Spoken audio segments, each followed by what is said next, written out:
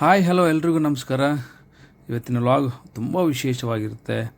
ಏಕೆಂದರೆ ನಾನು ಮತ್ತು ನನ್ನ ಸ್ನೇಹಿತರು ಒಂದು ವಿಶೇಷವಾಗಿರ್ತಕ್ಕಂಥ ವ್ಯಕ್ತಿಯ ಮನೆಗೆ ಭೇಟಿ ನೀಡ್ತಿದ್ದೀವಿ. ಅದ್ಯಾರಪ್ಪ ಅಂತಂದರೆ ದತ್ತಾತ್ರೇಯ ರಾಮಚಂದ್ರ ಬೇಂದ್ರೆ ಅವರ ಮನೆಗೆ ಸಾಹಿತಿ ಆಗಿರ್ತಕ್ಕಂಥವರು. ಅವರ ಮನೆಗೆ ನಾವು ಇವತ್ತು ಭೇಟಿಯನ್ನು ನೀಡ್ತಾ ಇದ್ದೀವಿ. ಅವರ ಕಾವ್ಯನಾಮ ಅಂಬಿಕಾತನಯ ದತ್ತ ಅಂತ. ಸೊ ಅವರು ಯಾವ ರೀತಿ ಜೀವನ ಮಾಡಿದರು ಅನ್ನುವಂಥದ್ದು ಅವರ ಮನೆಗೆ ನಾವು ಭೇಟಿ ನೀಡ್ತಾಯಿದ್ದೀವಿ ಇವತ್ತು ಪ್ರಥಮ ಬಾರಿಗೆ. ನೋಡೋಣ ಅಲ್ಲಿ ನಾವು ಹೇಗಿದೆ ಅನ್ನುವಂಥದ್ದು. ಈಗ ನೀವು ನೋಡ್ತಾ ಇರುವಂಥದ್ದು ಸಾಧನಕೆರೆ ರಸ್ತೆ, ಮುಖ್ಯ ರಸ್ತೆಯಲ್ಲಿರ್ತಕ್ಕಂಥ ಅವರ ಮನೆ. ಈ ಇರತಕ್ಕಂಥ ಬಾಜುನೇ ಕೆರೆ ಇದೆ, ಸಾಧನಕೆರೆ. ಆ ಬಾಜಿನ ಆಪೋಸಿಟೇ ದತ್ತಾತ್ರೇಯ ರಾಮಚಂದ್ರ ಬೇಂದ್ರೆ ಅವರ ಮನೆ ಇದೆ. ಸೊ ನೀವೇನು ನೋಡ್ತಾ ಇದ್ದೀರಲ್ಲ, ಈ ಅವ್ರ ಮನೆಯ ಹೊರಗಡೆ ಒಂದು ಬೋರ್ಡ್ ಹಾಕಿದ್ದಾರೆ.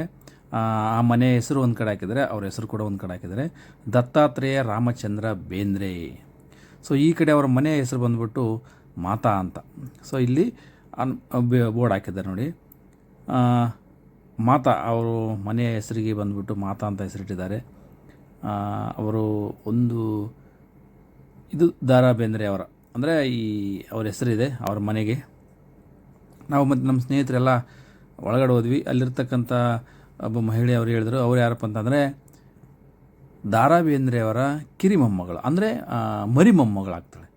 ದಾರಾ ಬೇಂದ್ರೆ ಅವರ ಮೊಮ್ಮಗಳ ಮಗಳು ಇವರು. ಒಬ್ಬರೇ ಇಲ್ಲಿದ್ದಾರೆ, ಉಳಿದವರು ಎಲ್ಲರೂ ಕೂಡ ಕುಟುಂಬಸ್ಥರು ಮಹಾರಾಷ್ಟ್ರದಲ್ಲಿ ವಾಸ ಮಾಡ್ತಿದ್ದಾರಂತೆ. ಈಗಲೂ ಕೂಡ ಈ ಕುಟುಂಬದಲ್ಲಿ ಅವರ ಸಂಬಂಧಿಕರು ಮರಿ ಮೊಮ್ಮಗಳಾಗ್ತಾಳೆ. ಅವರು ಇದು ಒಂದೇ ಮನೆಯಲ್ಲಿ ಒಬ್ಬರೇ ವಾಸವಾಗಿದ್ದಾರೆ, ಇವಾಗಲೂ ಕೂಡ ಈ ಮನೆಯಲ್ಲಿ ವಾಸವಾಗಿದ್ದಾರೆ ಅಂತ ಅವರು ನಮಗೆ ಮಾಹಿತಿಯನ್ನು ಕೂಡ ಕೊಟ್ಟರು. ಆದರೆ ಅದು ಯಾವ ರೀತಿಯ ವಿಡಿಯೋ ಮತ್ತು ಫೋಟೋಗಳನ್ನು, ಮಾಹಿತಿಗಳನ್ನು ಕೊಡೋದಕ್ಕೆ ಹಿಂಜರಿದ್ರು. ಅವರು ಗರಿ, ನಾದಲೀಲೆ, ಮೇಘದೂತ ಮತ್ತು ಪ್ರಸಿದ್ಧ ಕವನಗಳನ್ನು ಕೂಡ ಇಲ್ಲಿ ಅನೇಕ ಬಾರಿ ಮೇಲೆ ನೋಡ್ಬೋದು ನೀವು. ಅಂಬಿಕಾತನಯ ದತ್ತ ವೇದಿಕೆ. ಸೊ ಈ ಏನು ನೋಡ್ತಾ ಇದ್ದೀರಲ್ಲ ಮನೆ, ಇದು ದಾರಾ ಬೇಂದ್ರೆ ಅವರ ಮನೆ. ಇಲ್ಲಿ ನನ್ನ ಫ್ರೆಂಡ್ ಮಲ್ಲೇಶ್ ತೋರಿಸ್ತಾ ಇದ್ದಾನೆ. ಅವರು ವಾಸಿಸ್ತಿದ್ದಂಥ, ಅವರು ಕೂಡ್ತಕ್ಕಂಥ ಚೇರ್, ಅವ್ರು ಇದೇ ಚೇರಿನ ಮೇಲೆ ಕೂತ್ಕೊಂಡು ಎಷ್ಟೋ ಕವನಗಳನ್ನು, ಕಥೆಗಳನ್ನು, ಕಾದಂಬರಿಗಳನ್ನು ಬರಿತಾ ಇದ್ದರು. ಸೊ ಹಳೆಯ ಕಾಲದ ವಾಚ್, ಅವರು ಬಳಸ್ತಕ್ಕಂಥ ವಾಚ್ಗಳು, ಮತ್ತು ಅದೇ ರೀತಿಯಾಗಿ ಅವರು ಬಳಸುವಂಥ ಉಡುಪುಗಳು, ಏನು ಅವರು ಪೇಟಗಳನ್ನು ತೊಡ್ತಾಯಿದ್ರು, ಜಾಸ್ತಿ ಕೋಟ್ಗಳನ್ನು ಅವರು ಹಾಕ್ತಾಯಿದ್ರು. ಸೊ ಇದೇ ಕೋಟ್ನಲ್ಲಿ ಎಷ್ಟೋ ಬಾರಿ ಅವರು ಮುಖ್ಯ ವೇದಿಕೆಗಳನ್ನು ಕೂಡ ಹಂಚ್ಕೊಂಡಾರೆ. ಸೊ ಅವರು ಇದೇ ಒಂದು ಹಳೆ ಬಳಸಿರ್ತಕ್ಕಂಥ ಫ್ಯಾನ್, ಇದು ಇವಾಗಲೂ ಕೂಡ ಚಾಲ್ತಿಯಲ್ಲಿದೆ. ಅವರು ಬಳಸಿರುವಂಥ ಪ್ರಮುಖ ಏನೋ ಉಡುಪುಗಳಾಗಿರ್ಬೋದು, ವಾಚ್ಗಳಾಗಿರ್ಬೋದು, ಎಲ್ಲವೂ ಕೂಡ ಭಾಳ ಶಿಸ್ತಾಗಿ ಒಂದು ಮನೆಯಲ್ಲಿ ಇಟ್ಟಿದ್ದಾರೆ. ಸೊ ಈ ಗಡಿಯಾರ ಅವರು ಬಳಸ್ತಕ್ಕಂಥದ್ದು ಇವಾಗಲೂ ಕೂಡ ಆನ್ ಇದೆ, ಮತ್ತು ಫ್ಯಾನ್ ಕೂಡ, ಟೇಬಲ್ ಫ್ಯಾನ್ ಇವತ್ತಿಗೂ ಕೂಡ ಅದು ಹಾಗೆ ಆನ್ ಇದೆ. ಅವ್ರು ಬಳಸ್ತಕ್ಕಂಥ ಚಪ್ಪಲ್ಗಳಾಗಿರ್ಬೋದು, ವಾಚ್ಗಳಾಗಿರ್ಬೋದು, ಈ ಲೈಟಿಂಗ್ ಆಗಿರ್ಬೋದು, ಅಂದರೆ ಏನು ಸ್ಟಡಿ ಲೈಟ್ ಏನಂತೀವಿ ನಾವು, ರಾತ್ರಿ ಓದೋದಕ್ಕೆ ಲೈಟಿನ ವ್ಯವಸ್ಥೆ ಬೇಕಲ್ಲ ಅದು.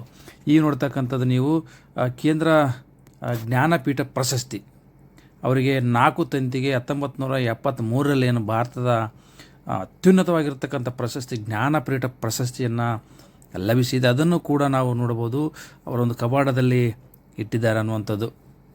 ಯಾಕಂದರೆ ಜ್ಞಾನಪೀಠ ಪ್ರಶಸ್ತಿ ಪಡೆಯುವಂಥದ್ದು ಸಾಮಾನ್ಯವಾದ ವಿಷಯ ಅಲ್ಲ, ಅದು ನಮ್ಮ ಕನ್ನಡ ನಾಡಿಗೆ ಏನೋ ಒಂದು ಹೆಮ್ಮೆ ಅನ್ನುವಂಥದ್ದು.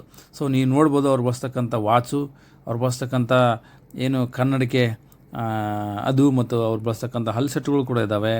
ಅವ್ರು ಬಳಸ್ತಕ್ಕಂಥ ವಿಧವಾದಂಥ ತಾಮ್ರ ತಟ್ಟೆಗಳಾಗಿರ್ಬೋದು, ಪುಸ್ತಕಗಳಾಗಿರ್ಬೋದು, ಎಲ್ಲ ರೀತಿಯಿಂದ ಕೂಡ ಈ ಮನೆಯಲ್ಲಿ ಇದ್ದಾವೆ. ನಾವು ಅವುಗಳನ್ನು ನೋಡ್ಬೋದು, ಹೆಮ್ಮೆ ಪಡ್ಬೋದು.